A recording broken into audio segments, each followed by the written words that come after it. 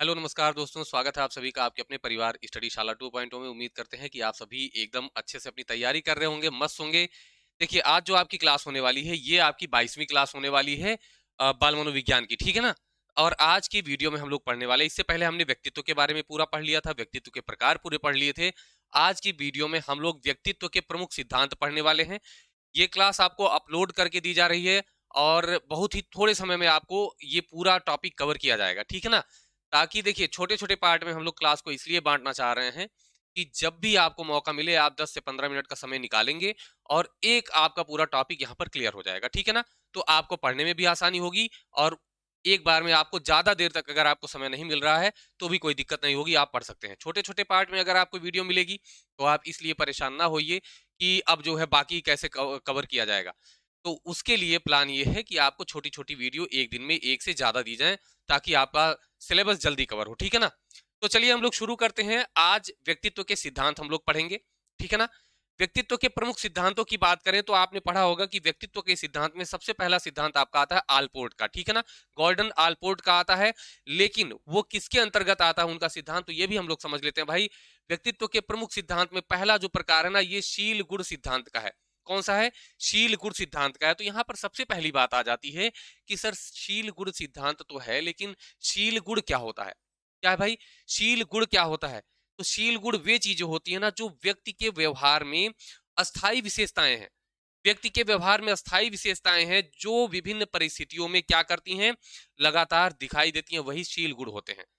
जैसे मान लीजिए कोई व्यक्ति ईमानदार है, जैसे उसके सामने कोई परिस्थिति आई कि पैसा गिरा, मिल गया, तो उसने ईमानदारी दिखाई, जिसका पैसा है उसे उठा करके वापस कर दिया। यही उसके शील गुण होते हैं, ठीक है ना? इनके भी कई सारे प्रकार होते हैं, अभी आगे देखते हैं हम लोग।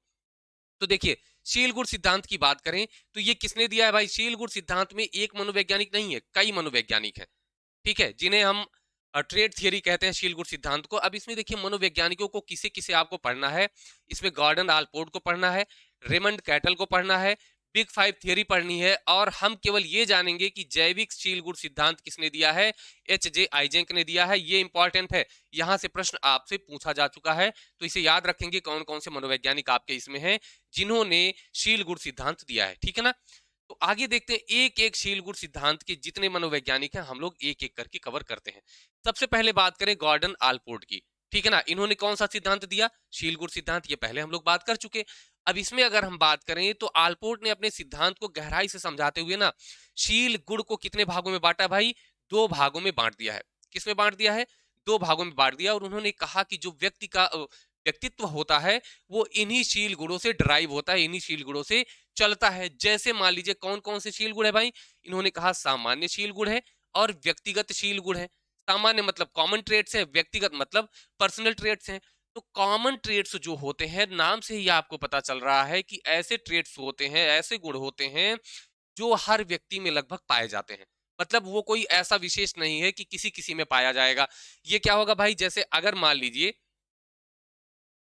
लीजिए ऐसा होता है कि एक ही समाज के लोग हैं, ठीक है ना? एक ही समाज, जैसे मान लीजिए आप जो है बीटीसी कर चुके हैं और सुपर टेट की तैयारी कर रहे हैं, यूपी टेट की तैयारी कर रहे हैं, तो आप लोगों में एक चीज कॉमन होगी कि आप बाल मनोविज्ञान पढ़ रहे हैं। और बाल मनोविज्ञान, बालक के मनोविज्ञान को आप समझते हैं, ये आपका सामान्य ट्रेट होगा, ठीक है ना? क्योंकि आप जितने हैं सब बीएड बीटीसी वाले हैं, तो आप इन चीजों को समझ रहे हैं। तो ऐसी चीजें होती हैं जो सामान्य ट्रेट्स में आती हैं। अब जैसे मान लीजिए कि कोई, आपको ये पता है कि हमारे भारतीय संस्कृति में बड़ों का आदर करना होता है, बड़ों का सम्मान करना होता है। तो ये एक कोई व्यक्ति नहीं करता है कि एक स्पेशल व्यक्ति वही बड़ों का सम्मान करता है। सारे लोग करते हैं, तो ये एक सामान्य चीज हो गई, सामान्य शील गुण हो गया। जैसे कोई आपके यहाँ अतिथि आता है, वो अलग बात है कि आदमी पसंद ना हो तो उठ के चले जाते हैं या भगा देते हैं या कुछ उल्टा कह देते हैं। लेकिन अतिथि सत्कार हमारे यहाँ होता है, ये भी एक सामान्य शील गुण है। मेन चीज है आपका जो इसमें व्यक्तिगत शील गुण है, जो कि बहुत ही मायने रखता है हमारे टॉपिक के हिसाब से, ठीक है ना? व्यक्तिगत शील गुण जो होता है, ये एक व्यक्ति विशेष में पाया जाता है, जो दुनिया में बहुत ही कम लोगों में या अकेले एक व्यक्ति में पाया जाएगा। उसी के नाम से व्यक्ति जाना जाने लगता है, ठीक है ना? उसी के नाम से व्यक्ति को जानते हैं हम, वो इसे एकदम विशेष बनाता है। क्या करता है? विशेष बनाता है, ध्यान से समझेंगे। इसे भी व्यक्तिगत गुण को आलपोर्ट ने 3 श्रेणियों में बांट दिया। क्या किया? 3 भागों में बांट दिया, 3 श्रेणियों में बांट दिया, जिसमें से पहला है कार्डिनल शील गुण। कार्डिनल का मतलब होता है जो प्रधान प्रवृत्ति होती है, उसे कहते हैं कार्डिनल शील गुण कहते हैं, ठीक है ना। ये ऐसे शील गुण होते हैं जो व्यक्ति पर प्रबल और हावी होते हैं, मतलब कि व्यक्ति का पूरा जीवन उसी के अगल बगल ही चलता है। और अगर हम उस व्यक्ति का नाम लें तो आप तुरंत उसका एक ही गुण बताएंगे, ठीक है ना। जैसे अगर हम माने कि स्वामी विवेकानंद, तो आप कहेंगे कि आध्यात्मिकता जो है उनके अंदर एकदम कूट कूट के भरी थी, वो उनका व्यक्तित्व प्रदर्शित करता था। तो ये आध्यात्मिकता कैसा गुण हो जाएगा भाई, ये हो जाएगा कार्डिनल, ठीक है ना, मतलब कि प्रधानशील गुण हो जाएगा इनका। इसके अलावा जैसे भगत सिंह है तो आप कहते हैं देशभक्त थे, तो क्या हो गए भाई, ये देशभक्त हो गए, ये उनका शील गुण हो गया, कौन सा भाई, कार्डिनल टाइप का हो गया। ऐसे ही महात्मा गांधी जी के बारे में जैसे आप सोचते तुरंत अहिंसा आपके दिमाग में आती है, ये अहिंसावादी थे। मदर टेरेसा दया और सेवा भाव, और हिटलर कैसा था, तानाशाह था। तो ये क्या है, इन्हीं इन्हीं जो है व्यक्ति गुणों के नाम से ये जाने जाते हैं व्यक्ति, इसीलिए इसे क्या कहते हैं, कार्डिनल सील गुण कहते हैं। और व्यक्तिगत है तो आप समझ सकते हैं, व्यक्तिगत है मतलब एक व्यक्ति विशेष के लिए है, ठीक है। तो ये कार्डिनल हो गया जिसके नाम से व्यक्ति जाना जाता हो। इसके बाद अगर हम बात करते हैं भाई केंद्रीय शील गुण की, अगर हम बात करें केंद्रीय शील गुण मतलब सेंट्रल, इसको देखिए सेंट्रल डिस्पोजिशन कहते हैं, मुख्य प्रवृत्ति भी इसको हम कहते हैं। केंद्रीय शील गुण या मुख्य प्रवृत्ति कहते हैं। ये लगभग 5 से 10 प्रकार के ऐसे गुण होते हैं जो प्रमुख होते हैं, और ये हमें दैनिक व्यवहार में लगातार दिखाई देते हैं। क्या होते हैं भाई, दैनिक व्यवहार में लगातार दिखाई देते हैं, और ये व्यक्तित्व का मूल ढांचा बनाते हैं। क्या करते हैं, व्यक्तित्व का मूल ढांचा बनाते हैं। ये जब भी हम किसी व्यक्ति के बारे में बात करते हैं तो इन गुणों का हम जरूर वहां पर व्याख्या कर देते हैं। जैसे मान लीजिए किसी व्यक्ति के बारे में बताना है तो हम ये कहेंगे कि अरे वो व्यक्ति बहुत ईमानदार है। तो ईमानदार जो हो गया ना, ये उस व्यक्ति का क्या हो गया भाई, शील गुण हो गया। कैसा शील गुण हो गया, केंद्रीय शील गुण हो गया। ध्यान से समझेंगे, ऐसा थोड़ी ना है कि ईमानदार कोई और नहीं हो सकता, लेकिन ये क्या है, ये ईमानदार कौन सा शील गुण हो जाएगा, केंद्रीय शील गुण हो जाएगा, क्योंकि उस व्यक्ति का केंद्र में क्या है, ईमानदारी है, तो ईमानदार हो जाएगा। अब आप ये कहेंगे अहिंसा भी तो गांधी जी के केंद्र में था, लेकिन क्या आप अहिंसावादी के, अहिंसा गांधी जी का मुख्य शील गुण रहा है, क्या ऐसे और भी लोगों को आप जानते हैं कि अहिंसा का नाम ले और तुरंत उनका नाम आ जाए, तो आप कहेंगे नहीं सर, एक ही व्यक्ति पूरे विश्व में प्रसिद्ध है अहिंसा को लेकर के, इसीलिए वो उनका कार्डिनल है, ठीक है ना। परिश्रमी कोई व्यक्ति हो, जैसे आप मेहनत कर रहे हैं इस टाइम, आप कमेंट करते हैं, मैं देखता हूं, मैं कहता हूं हाँ, जो बार बार पढ़ रहा होता है तो मैं कहता हूं ये बालक बहुत परिश्रमी है। दयालु, विश्वसनीय, हंसमुख, इस तरीके के जो बालक होते हैं, जो भी व्यक्ति होते हैं, वो ये गुण जब उनमें पाए जाते हैं तो ये कैसे होते हैं, केंद्रीय शील गुण होते हैं, ठीक है। चलिए नेक्स्ट हमारा जो तीसरा इन्होंने बताया है, ये बताया है गौड़शील गुण, जो कि बहुत ही कम महत्वपूर्ण होते हैं और बहुत ही कम देखने को मिलते हैं। जैसे कोई व्यक्ति ऐसा है ना, देखिए वो किसी परिस्थिति विशेष में ही वो चीजें आपको दिखती हैं, वो उन्हीं तक केवल सीमित रहती हैं, एक ही परिस्थिति तक। जैसे मान लीजिए कोई व्यक्ति है, उसे अलग हेयर स्टाइल पसंद है, या कोई ऐसा व्यक्ति है जिसे कपड़े पहनना, कुछ अलग तरीके के कपड़े पहनना पसंद है, या किसी को संगीत का शौक है, ये अलग अलग चीजें होती हैं। ये क्या होती हैं, इन्हें हम कहते हैं गौड़शील गुण। यही जैसे एक प्रश्न पूछा था कि ईमानदारी जो है वो कौन सा शील गुण है, तो आप क्या बताएंगे भाई, ईमानदारी कौन सा शील गुण है, आप कमेंट बॉक्स में लिख दीजिएगा, नहीं तो दिमाग में अपने जरूर सोचिएगा कि ईमानदारी कौन सा शील गुण है, तो आप तुरंत बताएंगे सर अभी तो आपने बताया, आपने 3 तरीके का बताया, कार्डिनल है, केंद्रीय है और गॉड है, तो ये कौन सा है भाई, ये आप कहेंगे कि सर ये है केंद्रीय। कौन सा है, ये है केंद्रीय। इसके बाद देखिए ये आलपोर्ट का पूरा सिद्धांत रहा आपका। इसके बाद अगर हम बात करते हैं, जो दूसरा हमारा सिद्धांत आएगा वो है रेमंड बी कैटल का। इसका आएगा रेमंड बी कैटल का आएगा, जिसे हम रेमंड बी कैटल का शील गुण सिद्धांत कहते हैं। इन्होंने क्या किया भाई, इन्होंने जो है विशेष सांख्यिकी विधि का उपयोग करके कुछ कारक निकाले। क्या निकाले, कुछ फैक्टर्स इन्होंने निकाले, कारकों का विश्लेषण किया। तो ये आप ध्यान में रखेंगे, जब भी कारक विश्लेषण की बात आए तो तुरंत आप क्या बताएंगे, व्यक्तित्व में कारक विश्लेषण की बात आए, फैक्टर की बात आए, आप तुरंत आरबी कैटल को लगा देंगे, ठीक है ना। और कैटल ने भी शील गुण को कितने भागों में बांट दिया, मुख्य 2 भागों में बांटा। कितने भागों में, 2 भागों में बांट दिया। कौन कौन से हैं, एक है सतही शील गुण जिसे सरफेस ट्रेट्स कहते हैं, और दूसरा है मूल या स्रोत, मतलब कि जो व्यक्ति के मूल में रहता है उसी से सारे शील गुण बनते हैं, उसे हम सोर्स शील गुण या सोर्स ट्रेट्स कहते हैं, ठीक है ना, ध्यान में रखेंगे। बात करते हैं सतही शील गुण में, क्या होता है कि ये वे गुण होते हैं जो व्यक्ति के दैनिक व्यवहार में स्पष्ट रूप से दिखाई देते हैं। व्यक्ति के दैनिक व्यवहार में स्पष्ट रूप से दिखाई देते हैं, जैसे अभी आपने केंद्रीय वाला पढ़ा था, ठीक है ना। तो दैनिक जीवन में दिखेंगे वही क्या होंगे भाई, वो सतही शील गुण होंगे, मतलब एकदम सतह पे हैं, बार बार दिखेंगे। जैसे कोई व्यक्ति बात करता है बहुत तो बातूनी बोल देते हैं हम, कोई व्यक्ति हंसता रहता है हंसमुख स्वभाव का बोल देते हैं हम कि हंसमुख है, कोई व्यक्ति छोटी छोटी बातों पे गुस्सा हो जाता है, तो ये दैनिक जीवन में वो चीजें दिखती रहती हैं, दिन में एक बार, 4 बार, 10 बार दिख जाती हैं। ये सतही शील गुण हो जाते हैं उसके। ठीक है भाई। लेकिन अगर हम मूल शील गुण की बात करें या स्रोत शील गुण की बात करें, तो इन्होंने कहा कि ये सबसे गहरी और मूलभूत छिपी हुई संरचनाएं होती हैं। ठीक है ना। और इन्हीं संरचनाओं से जो ऊपर सतही शील गुण होते हैं वो जन्म लेते हैं।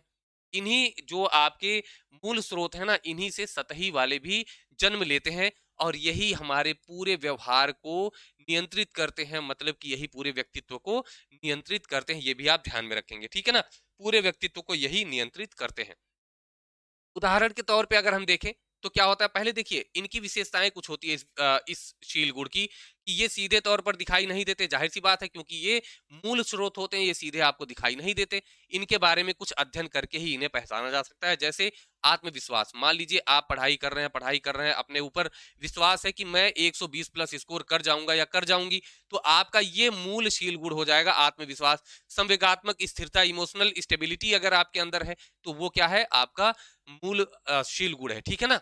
मतलब कि सोर्स ट्रेड से यहीं से बाकी की चीजें आपकी निकलती हैं। तो ये आपके कैसे हैं, मूल शील गुण के अंतर्गत आते हैं, ये ध्यान में रखेंगे आप। ये जो है कैसे होते हैं, सीधे तौर पर दिखाई नहीं देते हैं लेकिन आपके अंदर होते हैं। आरबी कैटल की जब भी बात आएगी व्यक्तित्व में, तो उनका एक और परीक्षण फेमस है जिसे हम 16 पीएफ परीक्षण के नाम से जानते हैं। अगर बात परीक्षण की हो रही है व्यक्तित्व के और ये ना पढ़ें तो बेकार है, क्योंकि ये पूछा जाता है इनका। और बुद्धि में मैंने कैटल का संस्कृति मुक्त परीक्षण भी आपको बताया था, जो कि बुद्धि परीक्षण से संबंधित है, ध्यान में रखेंगे। ठीक है मेरे भाई। चलिए, इन्होंने क्या किया भाई, इन्होंने बहुत सारा डेटा इकट्ठा किया और उससे बहुत लोगों पर अध्ययन किया और इन्होंने 16 शील गुणों के बारे में बताया। कितने शील गुण, 16 शील गुणों के बारे में बताया। और इन्होंने कहा कि यही वो फैक्टर हैं, यही कारक हैं जो व्यक्तित्व को क्या करते हैं भाई, बनाते हैं, व्यक्तित्व को आगे बढ़ाते हैं। तो कितने शील गुण हो गए, 16 हो गए। किसने दिया, ये आरबी कैटल ने दिया। इसी को 16 पीएफ नाम दे दिया गया, मतलब कि पी से पर्सनैलिटी, एफ से फैक्टर, 16 पीएफ फैक्टर। प्रश्न पूछा गया था कि आरबी कैटल के परीक्षण में, व्यक्तित्व परीक्षण में कितने कारक थे, तो आपका उत्तर हो जाएगा 16 कारक थे। कितने कारक थे, 16 कारक थे। और इनके इसको जो इन्होंने 16 पीएफ प्रश्नावली भी बनाई थी, इन 16 गुणों को मापने के लिए 16 पीएफ क्वेश्चनायर भी बनाया था, मतलब कि 16 पीएफ 16 पर्सनालिटी फैक्टर क्वेश्चनायर भी बनाया था, प्रश्नावली भी इन्होंने तैयार की थी। और ये परीक्षण जो है 16 वर्ष या उससे अधिक आयु के लोगों के लिए ही होता है। तो 16 वर्ष या उससे अधिक आयु के लोग होंगे तभी इस 16 पीएफ का प्रयोग किया जाएगा। ठीक है ना। ओके है, चलिए आगे बढ़ते हैं। अब हमारा आता है व्यक्तित्व का बिग 5 मॉडल। क्या आता है, व्यक्तित्व का बिग 5 मॉडल, मतलब बिग 5 मतलब कि व्यक्तित्व का 5, देखिए 5 कारक सिद्धांत होगा। क्या होगा, 5 कारक सिद्धांत किसने दिया है, पॉल कास्टा और रॉबर्ट मैक्रे ने इस सिद्धांत को दिया है, ध्यान में रखेंगे। अब अगर इसमें हम बात करें तो कितने कारक होंगे भाई, 5 कारक होंगे, आपने देख लिया 5 कारक होंगे। 16 पीएफ, अगर व्यक्तित्व कारक 16 कारकों के बारे में बात आए तो आरबी कैटल हो जाएंगे आपके। और यहां पर पंच कारक सिद्धांत की बात आए तो आप तुरंत कहेंगे किसने किया है भाई, ये दिया है पॉल कास्टा और रॉबर्ट मैक्रो ने। इन्होंने बिग 5, देखिए बिग 5 कारक कहा गया जब इन्होंने सभी सील गुणों की जांच करके एक समुच्चय बनाया, तो उस समुच्चय में 5 कारक रखे गए जिसे बिग 5 के नाम से जाना जाता है। अब इसको शॉर्ट में किस नाम से जानते हैं, तो OCEAN, ओसियन के नाम से हम लोग जानते हैं। शॉर्ट में किस नाम से, ओसियन के नाम से जानते हैं। मुझे लग रहा है कुछ छोटा दिख रहा है क्या आप लोगों को, चलिए ठीक है ना। तो अगर हम ओ की बात करें, ओ की हम बात करें तो इसे बोलते हैं ओपननेस, मतलब कि खुलापन। क्या है, पहला कारक इन्होंने बताया खुलापन, अनुभवों के प्रति खुलापन, नई चीजें जानने की इच्छा, सीखने की इच्छा ऐसे व्यक्ति में होती है जिसमें ये वाला कारक होता है व्यक्तित्व का। तो ऐसे व्यक्ति कैसे होते हैं, वो नई नई चीजों को सीखने का प्रयास करते हैं, मतलब सामाजिक होते हैं, ध्यान रखेंगे। खुलापन मतलब सामाजिक, कल्पनाशीलता होती है, मतलब वो ज्यादा चीजों को सोचते हैं और समझते हैं। सी की अगर हम बात करें, ओ में दूसरा, ओसियन में दूसरा क्या आता है, सी आता है। तो सी की अगर हम बात करें तो ये होता है जो है कर्तव्यनिष्ठ। ठीक है ना। जो कंसियसनेस होती है, कर्तव्यनिष्ठ व्यक्ति होता है जो अपनी जिम्मेदारी को समझता है। अगर ये वाला जो है फैक्टर उनके अंदर है तो वो व्यक्ति कैसा होगा, जिम्मेदार, अनुशासन में रहेगा और अपना काम वो है जो है समय से करता रहेगा, एक लक्ष्य निर्धारित करके अपना काम करता रहेगा। तीसरा आपका है ई, ठीक है ना, ये होता है एक्स्ट्रा वर्जन। एक्स्ट्रा वर्जन मतलब बहिर्मुखी व्यक्ति होगा। ये भी देखिए ये कैसा होगा, ये व्यक्ति सामाजिक होगा अगर उसके अंदर ये वाले कारक हैं। यहाँ मैंने सामाजिक बताया था ना, जो ओपननेस होती है, अगर ऐसा व्यक्ति होगा वो भी तो बाहर की चीजों को भी सीखना चाहेगा। और जो बहिर्मुखी होगा व्यक्ति, तो आपको युंग के अनुसार मैंने बताया था, बहिर्मुखी व्यक्तित्व वाले जो होते हैं वो कैसे होते हैं, वो बाहर निकलते हैं, अच्छे वक्ता होते हैं, मतलब बोलते भी हैं और लोगों के बीच क्या करते हैं, लोगों के बीच रहना पसंद करते हैं, क्योंकि वहीं उन्हें आनंद मिलता है। और ए जो चौथा अक्षर है इनका, चौथा वाला जो ए है, ये क्या बताता है, ये एग्रीएबलनेस बताता है, मतलब कि एग्री, ठीक है ना, कि आप चीजों को सहमत हो जाते हैं, एग्री हो जाते हैं। ये व्यक्ति क्या होते हैं, ये दूसरों के प्रति दयालु सहयोगी स्वभाव के होते हैं, जिनके अंदर ये वाला व्यक्तित्व का कारक होता है। और एन की बात करें तो ये न्यूरोटिसिज्म होते हैं, मतलब कि मनोविक्षुब्ध व्यक्ति होते हैं, जो भावनात्मक रूप से अस्थिर होते हैं, मतलब जल्दी उदास हो जाएंगे, जल्दी तनाव में आ जाएंगे, ये ऐसे व्यक्ति होते हैं। तो जिनके अंदर ये सारे कारक होते हैं, उनके अंदर क्या क्या गुण आएंगे, ये आप समझ सकते हैं। जैसे आपसे अगर पूछ लेता है कि कोई व्यक्ति बहुत जिम्मेदार है, अनुशासन में रहता है, तो बिग फाइव में कौन सा कारक उसके अंदर है, तो आप तुरंत बताएंगे सर कर्तव्य निष्ठा वाला कारक उसके अंदर है, मतलब कि सी वाला कारक उसके अंदर है, ठीक है ना। तो ये रहा आपका किसका, बिग फाइव पॉल कास्टा का। कुछ और भी महत्वपूर्ण सिद्धांत है जिनके नाम आपको पता होने चाहिए, जो आपको याद होने चाहिए, ठीक है ना। अब देखिए, जैसे आपका व्यक्तित्व का मनोविश्लेषणात्मक सिद्धांत, मनोविश्लेषणात्मक सिद्धांत अभी हम लोगों ने पढ़ा नहीं है, ये आपको अलग से एक क्लास दी जाएगी छोटी सी, जिसमें सिगमंड फ्राइड को हम पूरी तरीके से पढ़ेंगे। यहाँ पर पढ़ते ना तो क्लास आपकी लंबी हो जाती है, तो अगर छोटे छोटे पार्ट में हम लोग पढ़ेंगे तो आसानी से सीख जाएंगे और समझने में भी सुविधा मिल जाएगी हम लोगों को। तो ये कौन है भाई, सिगमंड फ्रायड है, ठीक है ना। मनोविश्लेषणात्मक सिद्धांत ये बार बार पूछा जा चुका है। इनका इड, ईगो, सुपर ईगो, चेतन, अर्ध चेतन और अचेतन और मनोलैंगिक विकास हम लोग एक वीडियो में कवर करेंगे, एक क्लास में कवर करेंगे।